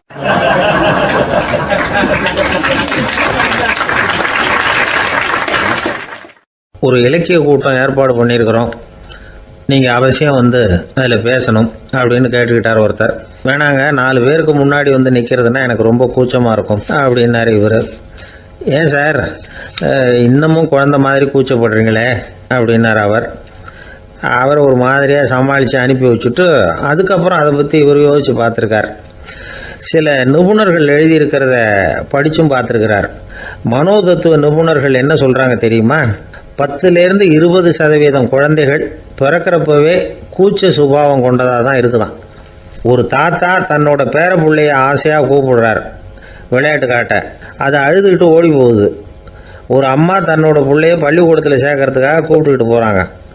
அந்த பிள்ளை அம்மாவோட முந்தானையில் ஒளிஞ்சிக்கிட்டு வெளில வரமாட்டேங்குது. இவங்களெல்லாம் எப்படி சமாளிக்கிறது? குழந்தைகளோட கூச்ச சுபாவத்தை போக்குறது எப்படி? இதுக்கு நிபுணர்கள் சில யோசனைகளை சொல்லியிருக்கிறாங்க. மற்றவங்களுக்கு முன்னாடி என் பையனுக்கு கூச்சம் ரொம்ப அதிகம் சார், மற்றவங்க பார்த்தா ரொம்ப வெக்கப்படுறான், இப்படி சொல்கிற அப்பாக்கள் உண்டு. என் பையன் புது மனுஷால பார்த்தா அட்டையாக ஒட்டிக்குவான் சார் அப்படின்னு சொல்கிற அப்பாக்களும் உண்டு. இப்படிலாம் குழந்தைகளுக்கு முத்திரை குத்துறது ரொம்ப தப்பான். புதுசாக யாராவது வீட்டுக்கு வந்தால் குழந்தை தானாக தன்னோட கூச்சத்தையும் பயத்தையும் போக்கிக்கிட்டு சகஜமாக மாறி வர்றதுக்கு வாய்ப்பு கொடுக்கணுமா.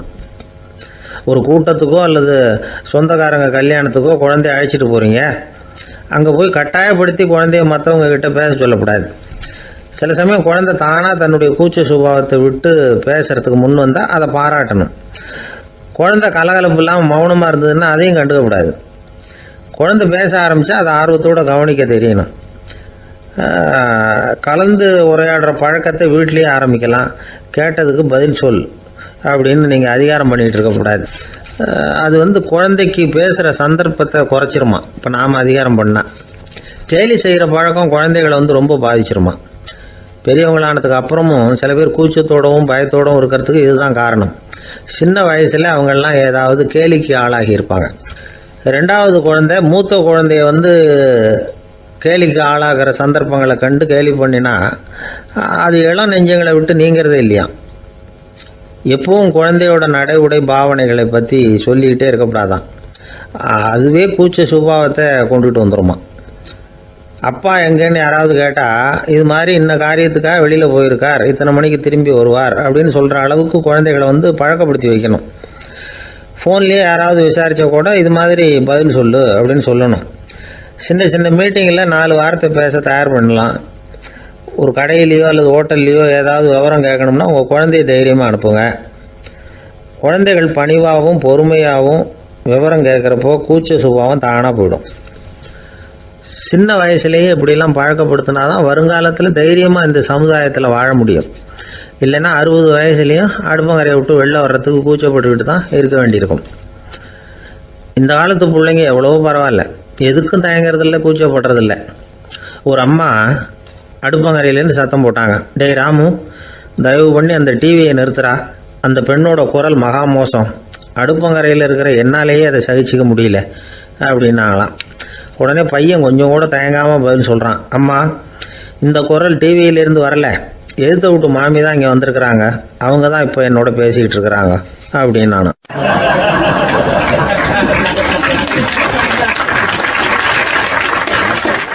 வங்க நாவலாசிரியர் சரத் சந்திரர் ஒரு நண்பர் அவர்கிட்ட வந்தார். வழக்கமாக எல்லா எழுத்தாளர்கள்கிட்டையும் கேட்குற ஒரு கேள்வியை கேட்டார். நீங்கள் எழுத்துத்துறைக்கு வந்தது எப்படி? இதுதான் கேள்வி. அதை தெரிஞ்சு என்ன பிரயோஜனம்னார் சரத் சந்திரர். சும்மா சொல்லுங்களேன், தெரிஞ்சுக்கிறேன் அப்படின்னார் வந்தவர். சரி சொல்கிறேன்னு ஆரம்பித்தார். நான் ரங்கூனில் வேலை பார்த்துக்கிட்டு இருந்தேன். சம்பளம் பத்தில் வேலையும் பார்த்துக்கிட்டு ஒரு பலசரக்கு கடை வைக்கலாம்னு நினச்சேன். என்னால் மளிகை கடை வச்சு சரியாக நடத்த முடியுமாங்கிற சந்தேகம் என் மனைவிக்கு. அதை சோதனை பண்ணி பார்க்கணுங்கிறதுக்காக சில பொருள்களின் அளவு, அதோட விலை, இப்படி சிலதை சொல்லி எல்லாத்தையும் மனக்கணக்காக கூட்டி போட சொன்னாங்க. என்னால் சரியாக கூட்டி சொல்ல முடியல.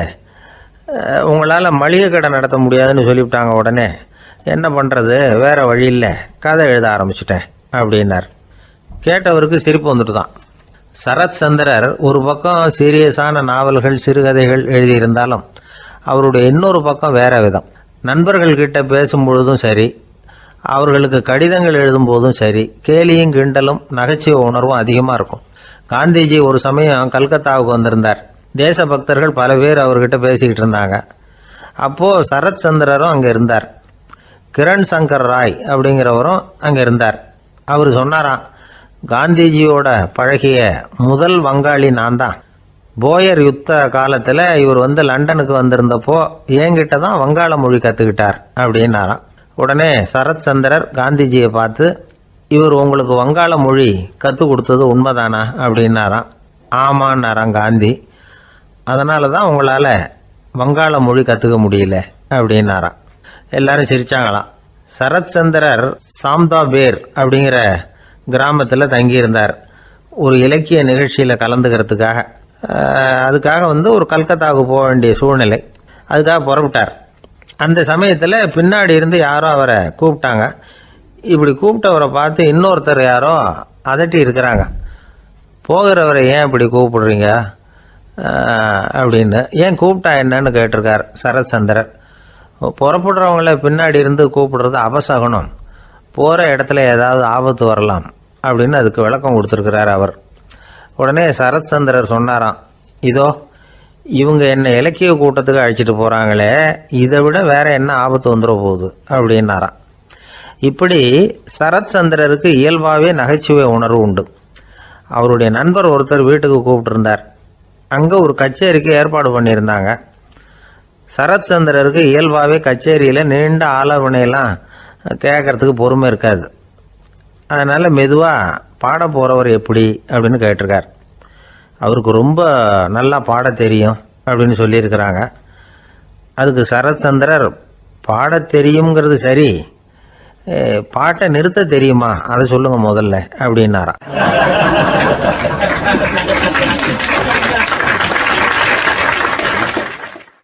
ஒரு பெரியவர் உட்கார்ந்துருக்கிறார். அவரை சுற்றி அவருடைய தோழர்கள் உட்காந்துருக்கிறாங்க. ஏதோ ஒரு முக்கியமான செய்தியை அவர் அவங்களுக்கு சொல்லிகிட்டு இருக்கிறார். அவங்களும் ஆர்வமாக கேட்டுக்கிட்டு இருக்கிறாங்க. இந்த சமயத்தில் யாரோ ஒரு ஆள் வேகமாக அங்கே வர்றார். வர்ற வேகத்திலேயே எனக்கு ஏதாவது உதவி செய்யுங்க அப்படின்னு கேட்டுக்கிட்டே வர்றார். கேட்கறது உதவி, ஆனால் குரல் மிரட்டுறது மாதிரி இருக்குது, அதட்டி கேட்கறது மாதிரி இருக்குது. இதை கேட்டதும் அந்த பெரியவர் ஆத்திரப்படலை, ஆனால் அவரை சுற்றி இருந்தவங்க ஆத்திரப்பட்டாங்க. இதை பெரியவர் கவனித்தார். கொஞ்சம் அமைதியாக இருங்கன்னார். வந்தவரை கூப்பிட்டார். அவருக்கு சில பொருள்களை கொடுத்தார். என்னங்க இப்போ உங்களுக்கு மகிழ்ச்சி தானே அப்படின்னார். அப்படின்னு அலட்சியமாக அவர் சொல்கிறார். நான் உங்களை நல்ல முறையில் நடத்தினேன்னா அப்படின்னு கேட்குறாரு அவர் மறுபடியும். அதெல்லாம் ஒன்றும் இல்லை அப்படின்னு சொல்லி அவர் சொல்லிகிட்டு இருக்கிறாரு. குரலில் கடுமை குறையில. சுற்றி இருந்தவங்களால இதை பொறுத்துக்க முடியல. கோபத்தோடு அவரை நோக்கி நெருங்க ஆரம்பித்தாங்க. பெரியவர் அவங்களையெல்லாம் தடுத்து நிறுத்தினார். வந்தவரை வாங்க என்னோட அப்படின்னு சொல்லி அழைச்சிட்டு போனார். வீட்டுக்கு போனார். அங்கே போனதும் இன்னும் சில பொருள்களை எடுத்து அவர்கிட்ட கொடுத்தார். இப்போ திருப்தி தானே, நான் உங்ககிட்ட நல்ல முறையில் நடந்துக்கிட்டேனா அப்படின்னார். அவர் முகம் இப்போ தான் கொஞ்சம் மலர்ந்தது. ரொம்ப நன்றி, இறைவன் உங்கள் குடும்பத்துக்கு எல்லா நன்மைகளையும் செய்வான் அப்படின்னு சொன்னார். இதே வார்த்தைகளை என்னுடைய தோழர்கள்கிட்டே சொல்லிட்டீங்கன்னா அவங்க கோபம் தணிஞ்சிரும், வர முடியுமான்னார். கண்டிப்பாக வர்றேன் அப்படின்னாரு. மறுநாள் காலையில் அந்த இடத்துக்கு வந்தார். அதே மாதிரி சொல்லிவிட்டு அவர் போயிட்டார். தோழர்கள்லாம் ரொம்ப வியப்போடு பெரியவரை பார்த்தாங்க. அந்த பெரியவர் தான் நபிகள் நாயகம். அவர் சொன்னார், ஒருத்தன் ரொம்ப ஆசையாக ஒரு ஒட்டகத்தை வளர்த்துக்கிட்டு வந்தான். ஒரு நாள் அந்த ஒட்டகம் கயத்தை அறுத்துக்கிட்டு ஓடி போயிட்டுது. அக்கம் பக்கத்தில் இருக்கிறவங்கெல்லாம் அந்த ஒட்டகத்தை பிடிக்கிறதுக்கு முயற்சி பண்ணாங்க. அதை துரத்திக்கிட்டு ஓடினாங்க. ஒட்டகம் தாறுமாறாக ஓட ஆரம்பிச்சிது. இந்த சமயத்தில் ஒட்டகத்தை வளர்த்தவன் அங்கே ஓடி வந்தான். நீங்கள் அதை ஒன்றும் செய்ய வேணாம், விட்டுருங்க, அதோட சுபாவம் எனக்கு நல்லா தெரியும், அதை சுலபமாக என்னோடய வழிக்கு கொண்டுட்டு வந்துட முடியும், நான் பார்த்துக்கிறேன், விட்டுருங்கோ அப்படின்னா. எல்லாரும் விலைக்கு போயிட்டாங்க. இவன் என்ன செஞ்சான் தெரியுமா? கொஞ்சம் புல்லை கையில் எடுத்துக்கிட்டு அந்த ஒட்டகத்தை நெருங்கினான். அவ்வளவுதான். அது ஓடி இவன் காலடியில் உட்காந்துக்கிட்டது. செல்லமாக அதை அப்படியே தடவி கொடுத்தான். முதுகில் ஏறி உட்காந்துக்கிட்டான். அது பாட்டுக்கு சாதுவாக நடந்து போகுது. இந்த கதையை நபிகள் நாயகம் தம்முடைய தோழர்களுக்கு சொல்கிறார். ஒட்டகத்தை மட்டும் இல்லை, சில மனிதர்களையும் கூட சில விதத்தில் அணுகி தான் அவர்களை சீர்திருத்த வேண்டியிருக்குது அப்படிங்கிறத அவங்களுக்கு உணர்த்தினார். இது ஒரு அழகான உளவியல் அணுகுமுறை. சில குடும்ப தலைவர்கள் கூட இந்த ஒட்டகம் மாதிரி நடந்துக்கிறது உண்டு, அப்புறம் அடங்கி போகிறதும் உண்டு. ஒரு குடும்ப தலைவர் காலையில் எழுந்திரிச்சதுலேருந்து சத்தம் போட்டு கத்திக்கிட்டு இருப்பார். பக்கத்தில் இருந்தவங்கெல்லாம் ஓடி போய் சமாதானம் பண்ணி பார்த்தாங்க. அவர் ஓயறது மாதிரி தெரியல. கடைசியில் அவர் மனைவி வந்தாங்க. நீங்கள் எல்லாம் விலைக்கு போயிடுங்க, அவர் சுபாவம் எனக்கு தெரியும், நான் பார்த்துக்கிறேன் அப்படின்னாங்க. சரின்னு எல்லாரும் போயிட்டாங்க. சாயந்தரமாக பார்க்குறாங்க, அவர் சத்தம் இல்லாமல் ஒரு மூலையில் உட்காந்துருக்கிறார். ரொம்ப சாதுவா. ஆச்சரியமாக இருந்தது. என்னம்மா பண்ணீங்கன்னு கேட்டாங்க. அது ஒன்றும் இல்லைங்க, ஒரு வேளை சாப்பாட்டை நிறுத்தினேன், பட்னி போட்டேன், அவ்வளவுதான் அப்படின்னாங்க அந்த அம்மா.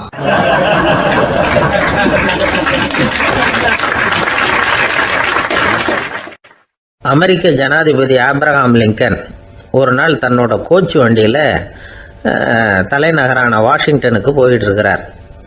கோச்சு வண்டி ஒரு சாலையில் போயிட்டு இருக்கு. அந்த சாலைக்கு ஒரு பக்கத்தில் பயங்கரமான சதுப்பு நிலம். சதுப்பு நிலம்னா அது புதைகுழி, புதை மணல்ங்கிறோம்ல, அது மாதிரி. அந்த சதுப்பு நிலத்தில் யாராவது மாட்டிக்கிட்டா அவ்வளோதான், ஆளை கொஞ்சம் கொஞ்சமாக உள்ளே அமுக்கி விடும். தப்பிச்சு கரையிறது கஷ்டம். அப்படிப்பட்ட நிலம் அது. ஆப்ரஹாம் லிங்கன் ஏதோ ஒரு முக்கியமான அரசாங்க வேலையாக போயிட்டு திரும்பி வந்துக்கிட்டு இருக்கிறார். அதனால் அந்த சமயத்தில் அவர் விலை வசந்த ஆடைகளை அணிஞ்சிருக்கிறார். அப்படி அவர் அந்த கோச்சு வண்டியில் வந்துக்கிட்டு இருக்கிறாரு. அந்த சமயத்தில் ஒரு காட்சி அவர் கண்ணில் போட்டுவிட்டது. என்ன தெரியுமா? ரோட்டுக்கு பக்கத்தில் இருந்த சதுப்பு நிலத்தில் ஒரு இளம் பன்றி குட்டி சிக்கிக்கிட்டு தவிச்சிக்கிட்டு இருக்குது. பரிதாபமாக கத்திக்கிட்டு இருக்குது. அதை பார்த்தார் லிங்கன். அவருக்கு என்னவும் மாதிரி ஆயிட்டுது. உடனே வண்டியை நிறுத்த சொன்னார். கீழே இறங்கினார். தன்னோட விலை வசந்த ஆடைகளை பற்றி லட்சியம் பண்ணவே இல்லை. தனக்கே ஆபத்து வரலாம்ங்கிறத பற்றியும் கவலைப்படலை.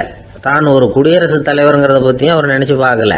நேராக அந்த சதுப்பு நிலம் பக்கமாக போனார். அந்த சேத்துல இறங்கி பன்றிக்குட்டியை காப்பாற்றி கரைக்கு கொண்டுட்டு வந்து சேர்த்துட்டார்.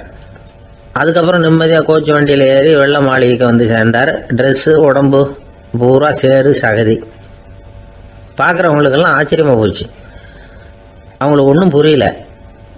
இவர் நேராக ட்ரெஸ்ஸு மாற்றிக்கிறதுக்காக போனார். கோச்சு வண்டி ஓட்டிகிட்டு வந்தவங்கிட்ட போய் எல்லோரும் கேட்டாங்க என்ன ஆச்சு அப்படின்னு.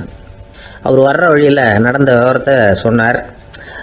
ஆப்ரஹாம் லிங்கனுடைய இந்த இறக்க குணத்தை எல்லாரும் பாராட்டினாங்களாம், புகழ்ந்தாங்களாம். ஆனால் இதுக்கு லிங்கன் என்ன பதில் சொன்னார் தெரியுமா? தயவு பண்ணி இந்த புகழ்ச்சியான பேச்சையெல்லாம் ஒதுக்குங்க, அதெல்லாம் வேணாம். அந்த சின்ன பிராணி சகதியில் மாட்டிக்கிட்டு துடிச்சிக்கிட்டு இருந்தது. அதை பார்த்தேன். உடனே என்னுடைய இதயத்தில் ஒரு முள்ளு தைச்சது மாதிரி ஒரு உணர்வு. அந்த முள்ளை பிடுங்கி எறிஞ்சேன், அவ்வளவுதான். உண்மையில் அந்த பிராணிக்கு நான் உதவினேங்கிறத விட எனக்கு ஏற்பட்ட இன்னலை போக்கிக்கிட்டேன் அப்படிங்கிறது தான் உண்மை. அதுதான் பொருத்தம். அப்படி இருக்கிறப்போ இதில் புகழறதுக்கு என்ன இருக்குது அப்படின்னார் ஆபிரகாம் லிங்கன். எவ்வளவு யதார்த்தமான வார்த்தைகள் பாருங்கள். இந்த காலத்தில் நம்மளையும் பல பேர் அப்படி உண்டு. நீச்சல் தெரியாத ஒரு ஆள் தண்ணியில் இறங்கிட்டான். தண்ணி ஆழங்கிறது அப்புறமா தான் தெரிஞ்சுது. தத்தளிக்க ஆரம்பிச்சுட்டான். வாழ்னு கத்துறான். கரையில் நின்றுக்கிட்டு இருந்த ஒருத்தர் இதை பார்த்தார். உடனே அவருக்கு இதயத்தில் முள்ளு தைச்சது மாதிரி ஒரு உணர்வு. உடனே குபீர்னு தண்ணியில் பாஞ்சார். அவரை காப்பாற்றி கரைக்கு கொண்டுட்டு வந்து சேர்த்தார். இதை பார்த்துக்கிட்டு இருந்த இன்னொருத்தர் காப்பாற்றின அந்த ஆளை பாராட்டி புகழ்ந்தார். என்ன புகழாதீங்க சார் அப்படின்னார் அவர். ஏன்னு கேட்டார் இவர். நான் அந்த ஆளை ஏன் காப்பாற்றினேன் தெரியுமா? அவன் நேற்றுக்கு என்கிட்ட 300 ரூபா கடன் வாங்கியிருக்கிறான். இவன் தண்ணியில் போட்டான்னா நான் கொடுத்த கடனும் தண்ணியில் போடும். அதனால தான் விழுந்து காப்பாற்றினேன் அப்படின்னா அந்த ஆள்.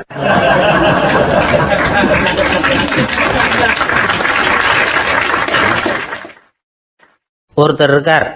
நல்ல உத்தியோகத்தில் தான் இருக்கிறார். ஆனால் எப்போ பார்த்தாலும் முகத்தை வெறுப்பாக வச்சிருப்பார். அப்படியே வருவார் போவார். ஏன் சார் இப்படி இருக்கிறீங்க அப்படின்னு விசாரித்தோம். ஏன்டா இந்த வேலைக்கு வந்தோம்னு இருக்கு சார் அப்படின்னார். உங்கள் வேலை உங்களுக்கு பிடிக்கலையா அப்படின்னு கேட்டோம். இல்லைன்னார். இப்படிப்பட்டவங்க வெற்றிகரமான வாழ்க்கை வாழ முடியாது. இது நிபுணர்கள் கருத்து. வேலையை நேசிக்க தெரிந்தவர்கள் வெற்றி பெறுவார்கள் அப்படிங்கிறாங்க அவங்க. எந்த துறையாக இருந்தாலும் சரி, அந்த துறையில் வெற்றிகரமாக இருக்கிறவங்கள விசாரித்து பாருங்கள். எனக்கு என்னுடைய வேலை ரொம்ப பிடிக்கும் அப்படின்னு சொல்கிறவங்களாக தான் இருப்பாங்க. அப்படி இருந்தால் தான் அது வெற்றிகரமாக இருக்க முடியுது அவங்களால. ஒருத்தனுக்கு பிடித்தமான பொழுதுபோக்கே அவனுடைய தொழிலாக இருந்துட்டுதுன்னா அவனை மாதிரி கொடுத்து வச்சவன் வேற யாரும் இல்லை அப்படிங்கிறார் பெர்னாட் ஷா.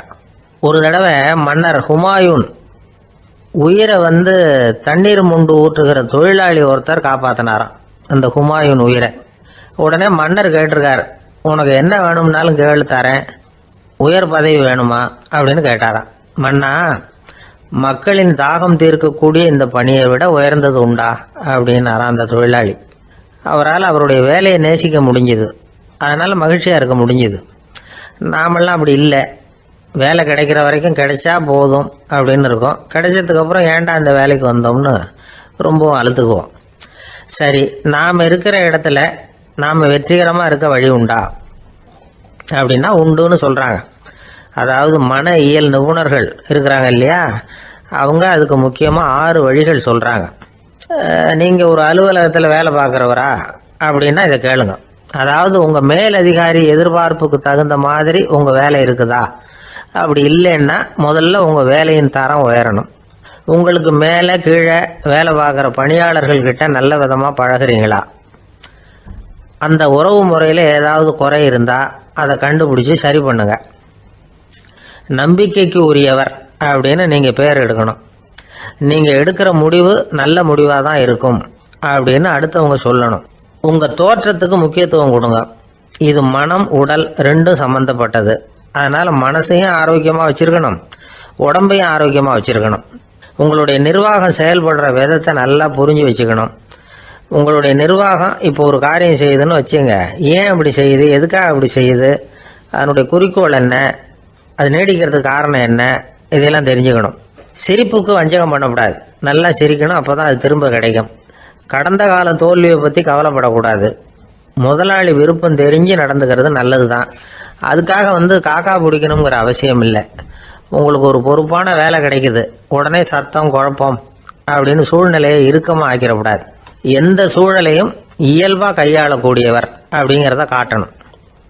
இதெல்லாம் உங்கள் துறையில் நீங்கள் வெற்றி பெற நிபுணர்கள் சொல்கிற யோசனைகள். இவ்வளவு விவரமும் சொல்லிவிட்டு ஒருத்தரை பார்த்து கேட்டோம், இப்போ சொல்லுங்கள், நீங்கள் செய்கிற வேலை உங்களுக்கு பிடிச்சிருக்குதா அப்படின்னோம். ரொம்ப ரொம்ப பிடிச்சிருக்குது அப்படின்னார். சரி, என்ன செஞ்சிட்டு இருக்கிறீங்க அப்படின்னு கேட்டோம். சும்மா தான் இருக்கிறேன் அப்படின்னார் அவர்.